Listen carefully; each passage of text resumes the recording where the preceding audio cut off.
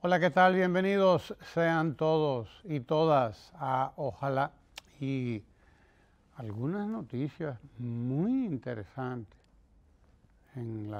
aparecen en las revistas comerciales hoy, que no acostumbran a ser muy eh, indulgentes y no acostumbran a ser prolíferas en este tipo de noticias. En el día de ayer, el presidente de la República estuvo en Miches, donde inauguró el Club Med o Mediterráneo, como usted quiera, Playa Esmeralda, el Club Med Playa Esmeralda en Miche, un hotel de lujo,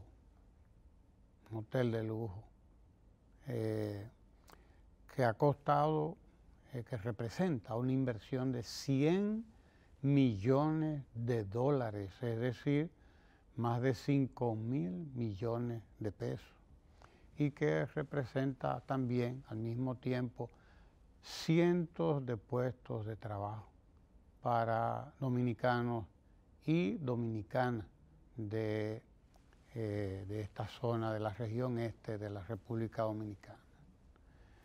Es un hotel enorme, es una inversión importante para la República Dominicana y sobre todo muy importante para Miches, para toda esa zona de Miches, y que continúa desde luego desarrollando ese polo turístico de la región este de la República Dominicana. Pero sí importante es esta inauguración que hizo el presidente de la República ayer en Miches, una inversión de 100 millones de dólares, más de 5.000 millones de pesos.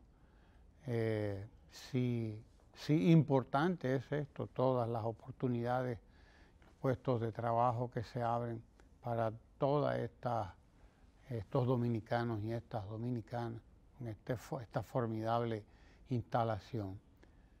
Si importante es esto, no menos importante es la inversión que anunció ayer, el grupo empresarial Ágora. Grupo empresarial, que son varias empresas, por eso es un grupo empresarial, se llama Ágora al grupo, pero son tres grandes inversionistas nacionales y extranjeros, también hay algunos ahí.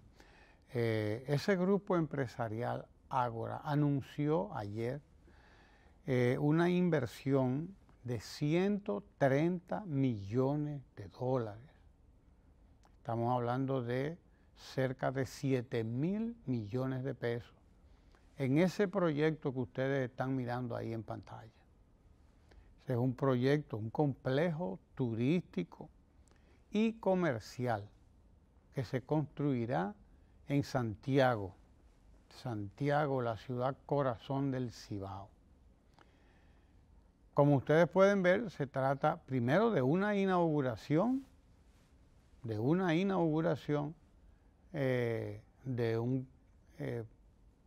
formidable club, de un formidable complejo turístico, el Club Med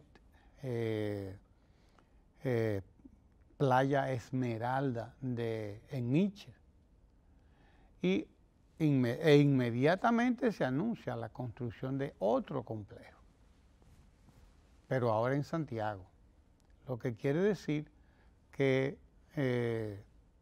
la inversión privada en la República Dominicana, como lo dice el Banco Central en su último informe sobre el comportamiento de la economía dominicana, decía que el motor de la inversión en la República Dominicana es el sector privado, y eso es sano.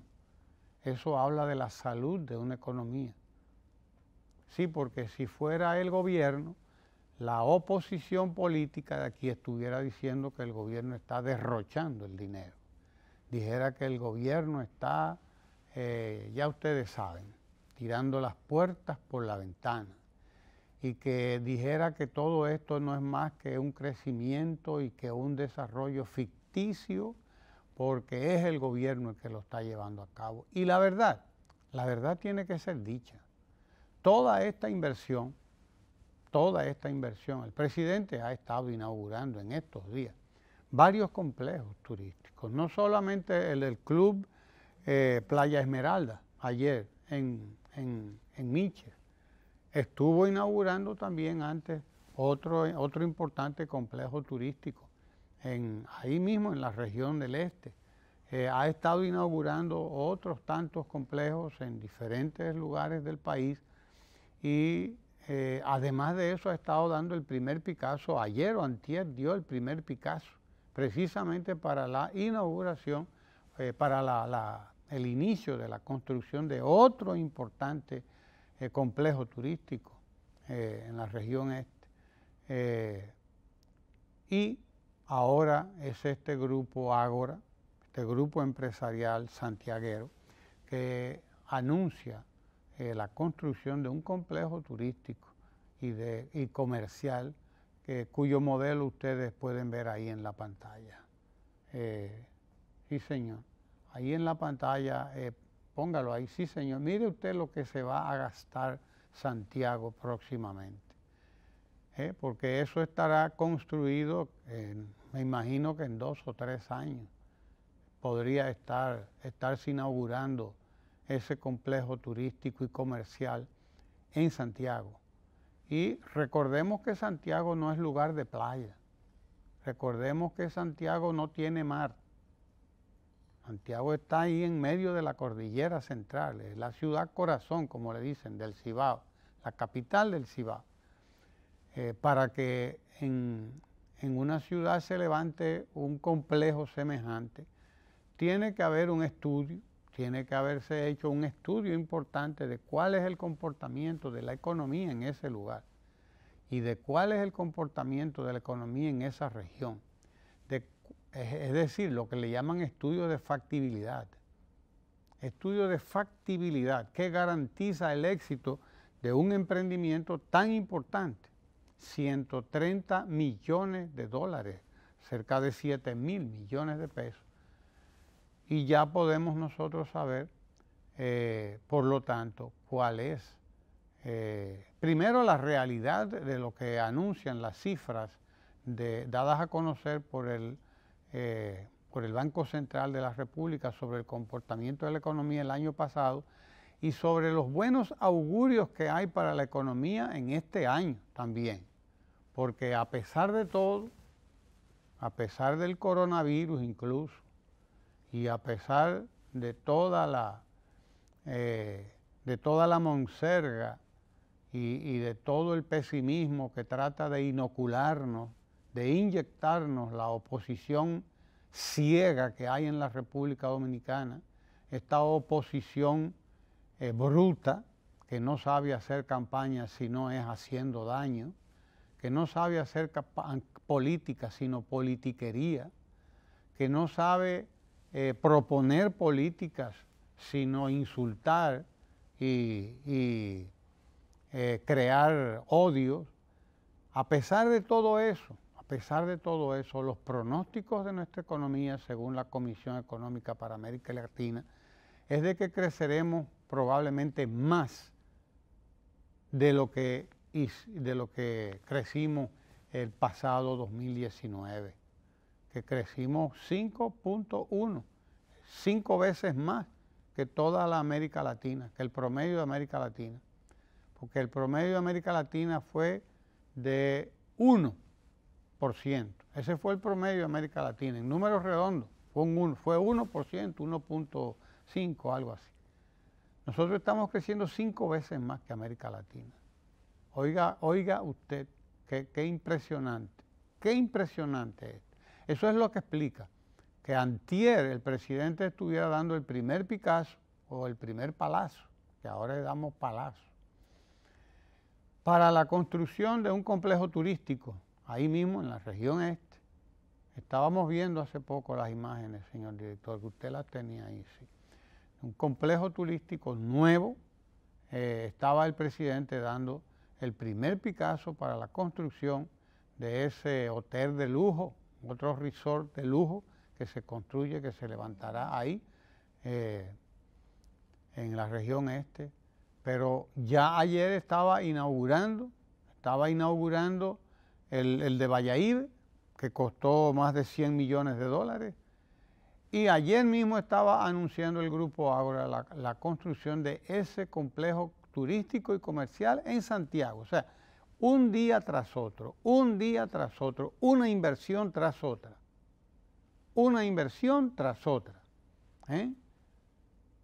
Eso es lo que dice que la economía de la República Dominicana está en muy buen momento. Y esas son buenas noticias para todos nosotros. Son muy buenas noticias para el pueblo dominicano. Quiere decir que 2020 será todavía un año mejor que el 2019 y no es para menos. Ya en febrero, a finales de febrero, principios de marzo, Punta Catalina estará trabajando al 100% de su capacidad.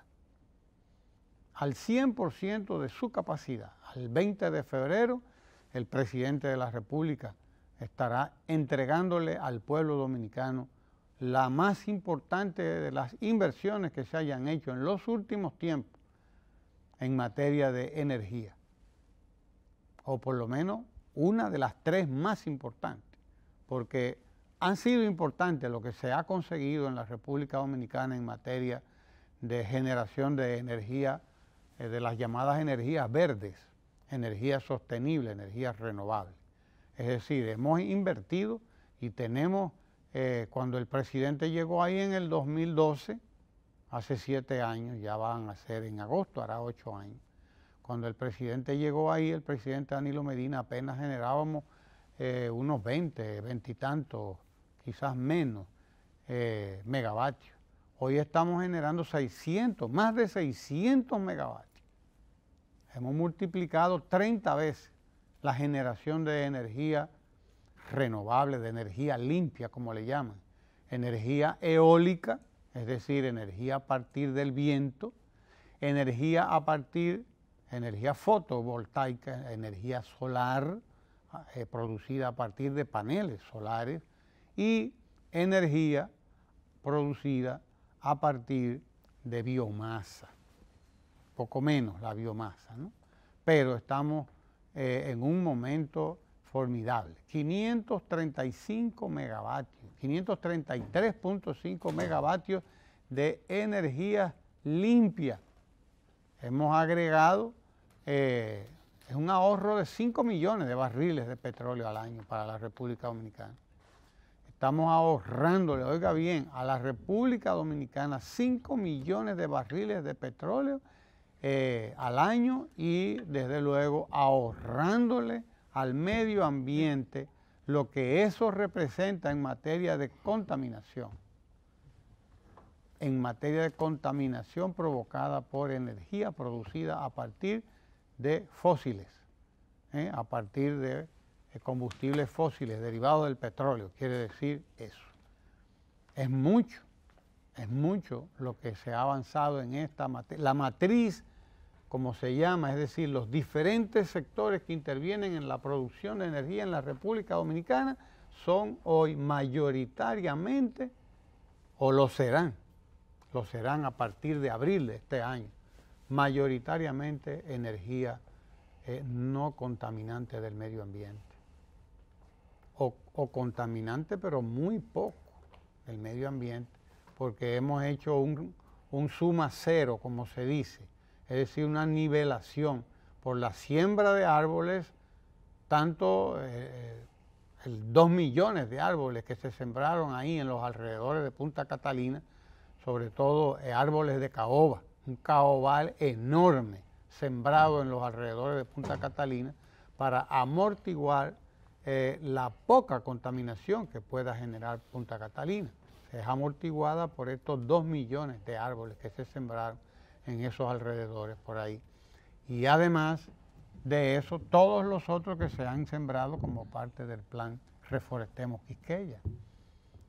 Es decir, el 2020 es auspicioso para la República Dominicana. Como les dije, estaremos inaugurando pronto a Punta Catalina, entregándola ya en producción,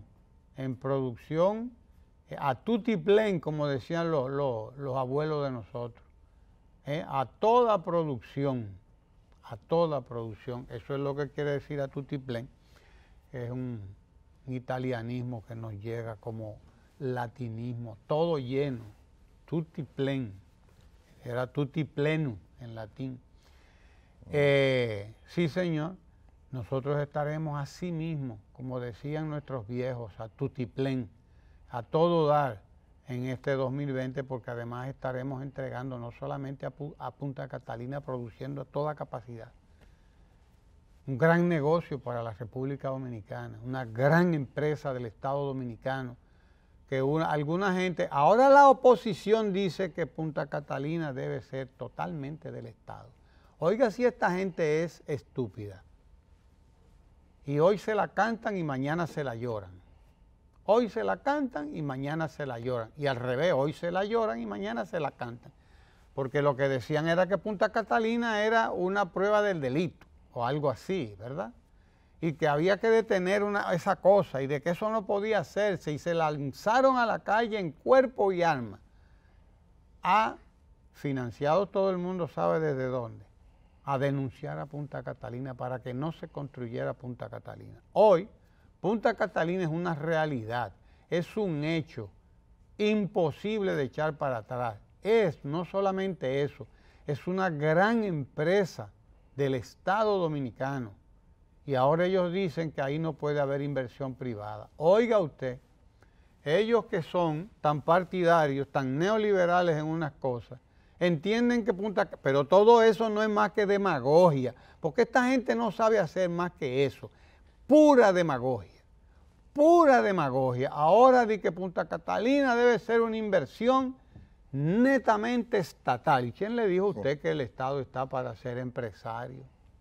No, el Estado debe tener las inversiones que tenga donde las tenga, pero debe ser a partes iguales, debe ir a partes iguales con el sector privado, sobre todo en este caso,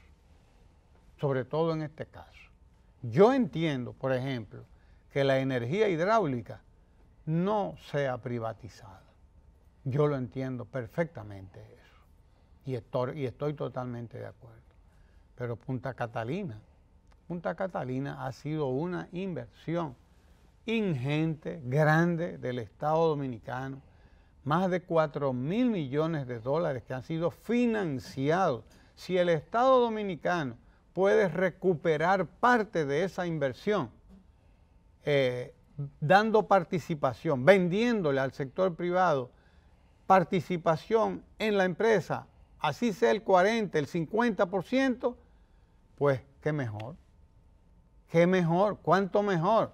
El Estado va a recuperar la mitad de la inversión cuando la planta todavía apenas comienza a trabajar. Y usted había visto el negocio que es ese, eso es un negociazo, hecho y derecho, y ahí habrá que hacerle un reconocimiento grande, un reconocimiento como se lo merece al presidente de la República, porque él fue el visionario, él fue el que vio eso con tiempo, con 6, 7 años, 8 años de anticipación. Fue él quien lo vio eso. Vio la necesidad, vio que era impostergable, que eso no podía postergarse, dejarse para después, porque si no el país iba a entrar en una situación muy grave en materia de producción de energía, de déficit de producción de energía. Y vio además la manera, buscó el modo de que se construyera Punta Catalina, que dicho sea de paso fue una licitación internacional dirigida desde un bufete de abogados de los más reconocidos en Estados Unidos. De manera que los que estén hablando disparates ahí, de que ahí ha habido o pueda haber habido cualquier tipo de desliz, que se lo pregunten a ese bufete que dirigió ese proceso allá en los Estados Unidos, el bufete de Charles Manat.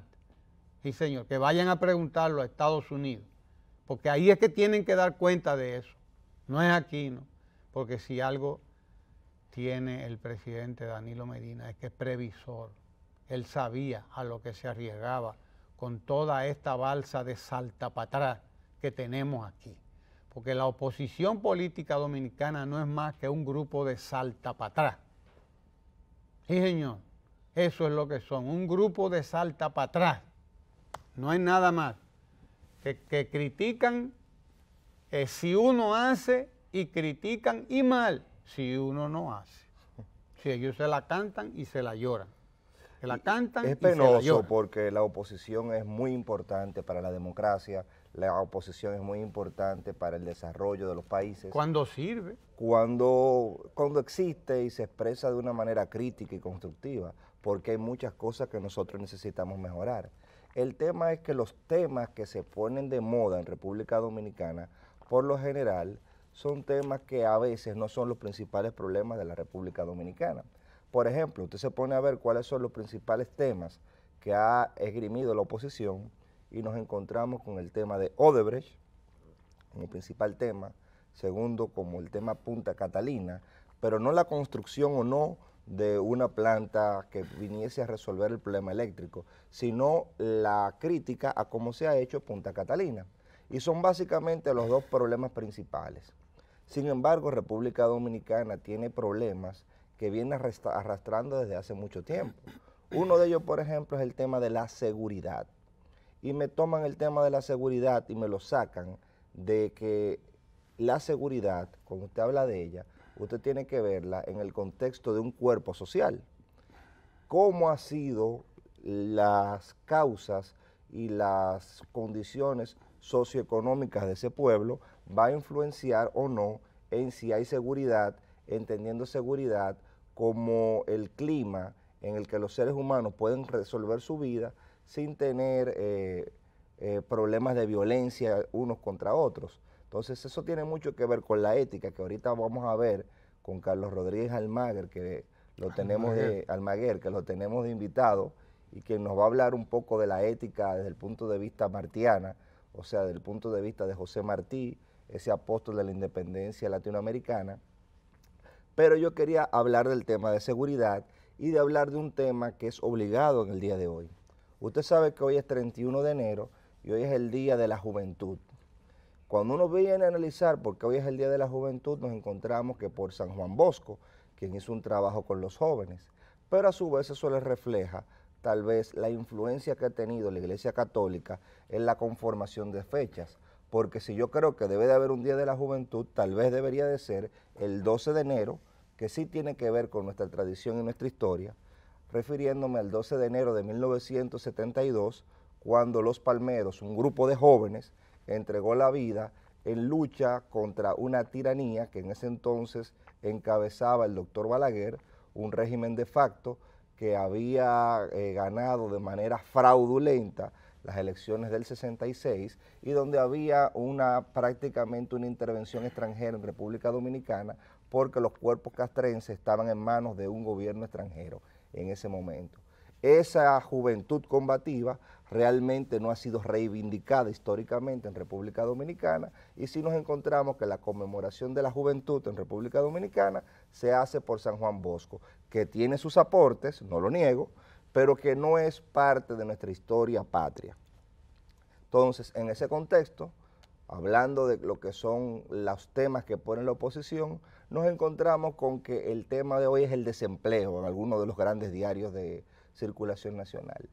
Y se publica que en República Dominicana la tasa de desempleo es la más alta de América Latina, dicen ellos, en el caso de los jóvenes, lo cual es falso, pero ellos toman un dato bastante traído por los moños y omitiendo que cuando usted tiene una jornada escolar extendida, usted comienza a resolver el problema de la juventud en República Dominicana, porque si joven, conforme a la Ley de Juventud de República Dominicana, es de 15 a 35 años, ese rango etario, para la Convención Iberoamericana de Derechos de los Jóvenes de 15 a 24, pero lo cierto es que el Estado lo que tiene que hacer es políticas públicas que de manera integral vayan fortaleciendo al ser humano. Entonces, usted hablar del desempleo en República Dominicana, en el caso específico de los jóvenes, si usted hablar de la violencia, como venía escuchando a un amigo suyo ahorita, hablando de cómo se sumaba el factor desempleo más el factor inseguridad y generaba en los jóvenes una perturbación, lo primero que yo me quedé pensando era cómo los jóvenes o la generación que actualmente tiene ese rango entre 15 y 35 años, había tenido una educación muy deficiente en República Dominicana, porque la educación aquí era una educación de 2 horas. Y esa es la primera de los elementos que genera una desventaja competitiva a la hora de acudir al mercado laboral, que lo que va a haber son competencias y destrezas, porque nos hablan del mercado, pero no nos hablan de ese aspecto del mercado en donde la selección se hace en función de conveniencias. Y si usted como joven no tuvo un acceso a la formación en donde se desarrollaran destrezas y competencias, usted va a ser menos competitivo. Y si usted es menos competitivo, usted va a quedarse sin empleo. Entonces, la idea es ir reduciendo esa brecha con políticas públicas, como el 4% para la educación, como pasar de una escuela de 2 horas a una escuela de 8 horas, como tomar un instituto como Infotep y hacerle un centro de excelencia, como explicaba aquí Rafael Ovalles. Pero nosotros tenemos además 7 años, 7 años produciendo en promedio, más de 120,000 puestos de trabajo. Hemos producido ya casi 1 millón de puestos de trabajo en 7 años. Sí, que se puede contrastar con la seguridad social. El año pasado fueron creados 133,000 puestos de trabajo en el año 2019, solamente en el 2019. Nosotros fuimos subiendo de 100,000 empleos por año hasta llegar ya a 133,000 empleos por año. Pero fíjese que el peso fundamental lo ha tenido el sector privado también en esos empleos. Pero yo voy a asumir que a la hora de ellos hacer el estudio, no sé cuál fue el parámetro, ellos dicen que es de la OIT que tomó eso, voy a imaginarme que ellos tomaron a la población joven.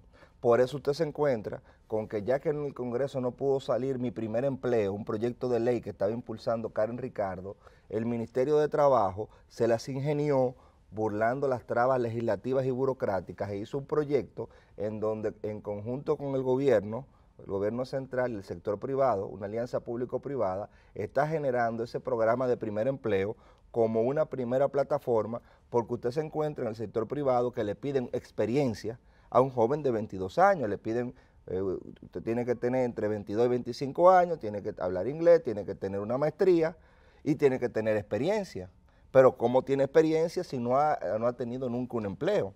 Entonces ese programa de primer empleo es una política pública destinada a eso. Pero si usted lo suma de manera integral y comienza a ver el 4%, el fortalecimiento de Infotep, que vuelvo y repito, aquí la gente ha minusvalorado tradicionalmente el rol que tienen los oficios técnicos y profesionales que no son universitarios de grado, o sea, que no son grados universitarios. Pero usted ser profesional es usted dominar un oficio y tener el dominio de la técnica de un oficio. E Infotep ha ido recuperando ese orgullo por un lado porque ha desarrollado grandes competencias y destrezas en sus programas de formación y por el otro lado viene a suplir una deficiencia de técnicos que teníamos en República Dominicana. Entonces el rescate que usted ha tenido en Infotep, el índice de empleabilidad que tiene el Infotep, cuando usted sale del Infotep, el promedio ronda el 85%. En el caso del ITLA, que también es un instituto en este caso universitario, pero técnico, donde usted no sale licenciado, sino tecnólogo, a los 2 años, un técnico universitario, o sea, uno es un técnico a nivel profesional, pero no universitario, y el otro es un técnico ya universitario.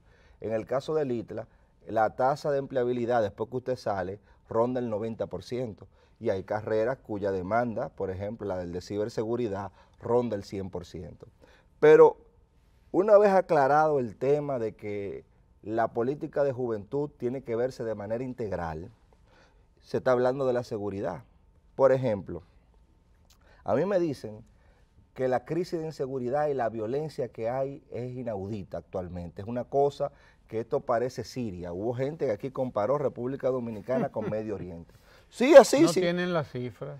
no tienen cifras. Entonces, la tasa de lo que hay homicidio en por cada América 100.000 Latina. habitantes, por ejemplo, no tiene ni siquiera la referencia del hermano pueblo mexicano, en donde en México lamentablemente hay un genocidio por goteo, por la cantidad de muertos que hay violentos, sobre todo en el norte de México, donde los carteles de la droga tienen un mini reino ahí.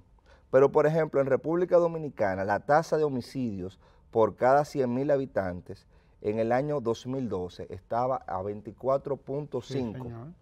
¿Ustedes saben cuánto estábamos hablando ahora? Ujú. En el 2019. Estamos hablando que en el año 2019 la tasa de homicidio por cada 100.000 habitantes fue de 9.5. De 24.5 a 9.5.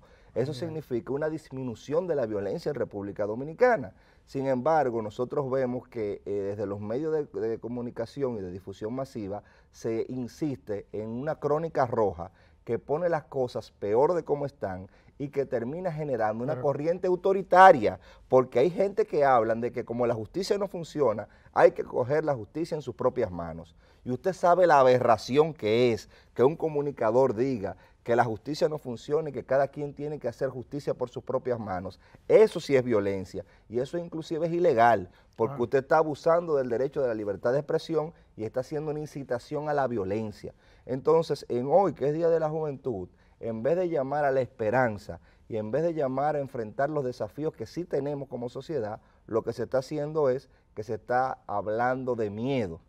Hay otros temas que compartir, pero como usted dice, hay más días que longaniza y tenemos unos suculentos invitados que van a compartir con nosotros varios temas.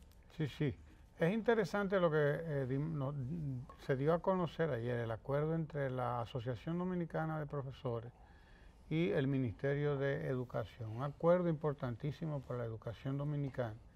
Y nosotros quisiéramos pues dedicarle a eso un tiempecito, pero será, sí, más adelante, porque augura buenos resultados en para la educación dominicana. Ojalá usted tenga ha razón. sido saludado el acuerdo por diferentes instituciones y ojalá que por fin la Asociación Dominicana de Profesores entienda que debe ser un estimulante, un acompañante activo del desarrollo de la educación en la República Dominicana y no Una retranca. Una retranca y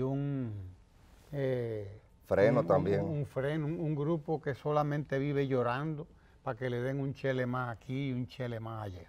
Que deje de ser ya eso y que nos vayamos por los caminos que señala este acuerdo que se firmó ayer entre la ADP y el Ministerio de Educación, del cual ya hablaremos más adelante. Quédese ahí para que conversemos con unos invitados que tenemos para hoy.